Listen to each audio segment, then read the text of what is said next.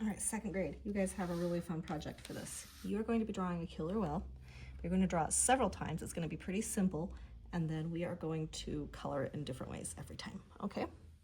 So, first one, well, they're all going to be drawn the same way. So, your first line, though, is you're going to draw big curved line that almost reaches both ends of my paper. You can see I've got enough room for a couple fingers here and enough room for a couple fingers here. I do want to say, though, that this end should probably go up higher than that end. Yeah. I should be drawing darker. You guys are keeping it feather light, but I will draw darker so you guys can see my curve there. You can see it is higher on this end than it is on this end. All right. Your next step is you are going to draw just a little boop. It's going to be kind of a curved boop boop right there. Zoom in on that. It's just a curved boop boop. Okay.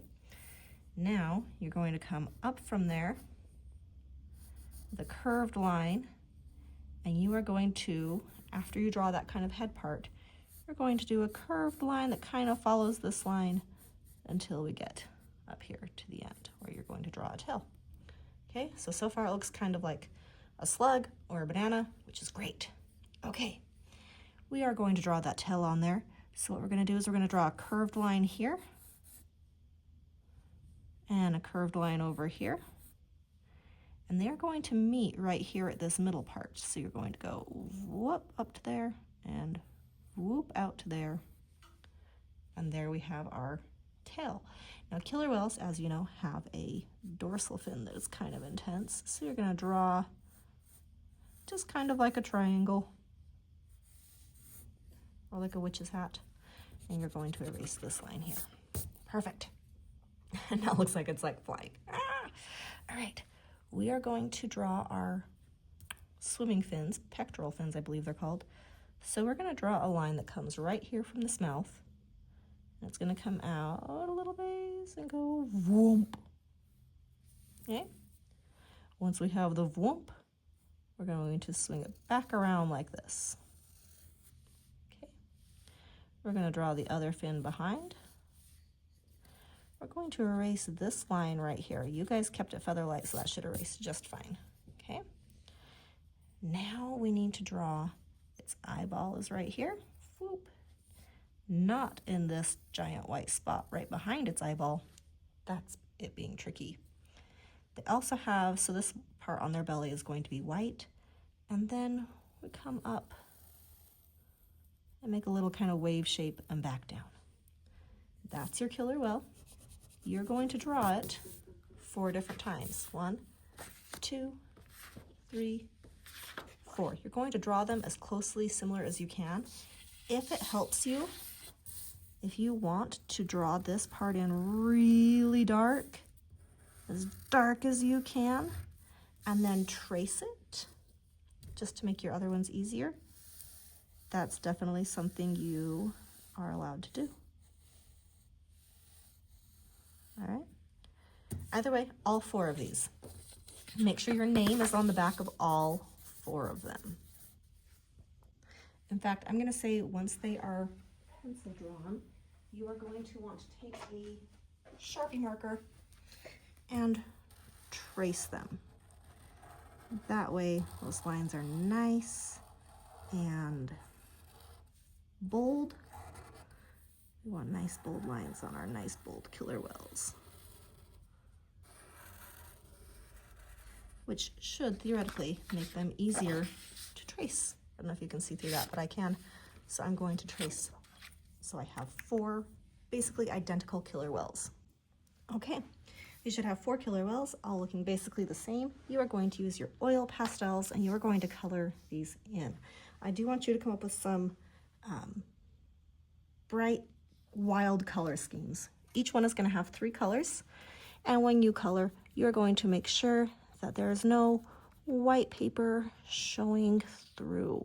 You're going to cover all of that white paper, so we're not just doing like this, right?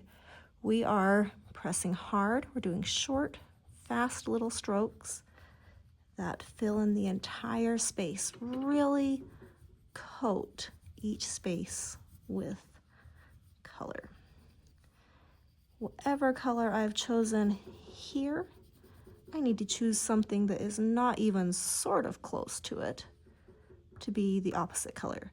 Remember, black and white are what the colors of a killer whale, and so I want a color as opposite the color I've chosen for the big part of my killer whale as black and white are. I'm going to recommend complementary colors, but I'm not going to require complementary colors. So if I've chosen purple, the complement, or the color straight across the color wheel from purple is yellow. And again, going to recommend it, but not require it. Nice yellow tummy. And then any color I want for the background, I'm going to say it should be orange. Okay. You guys are going to do this. You're going to fill that entire square in. When you're done with that, you're going to move on to your next one. It's going to be an entirely new set of colors. I might have this one be the belly be blue, which means the opposite of blue is orange. So I'm going to make this killer whale reddish orange. And then I might make the background on this one yellow. Well, that's my primary colors right there, huh? Either way, you're going to fill in all 4 of these killer whales, and then you are going to mount them by gluing all 4 of them on a background color of your choice on our construction paper, okay?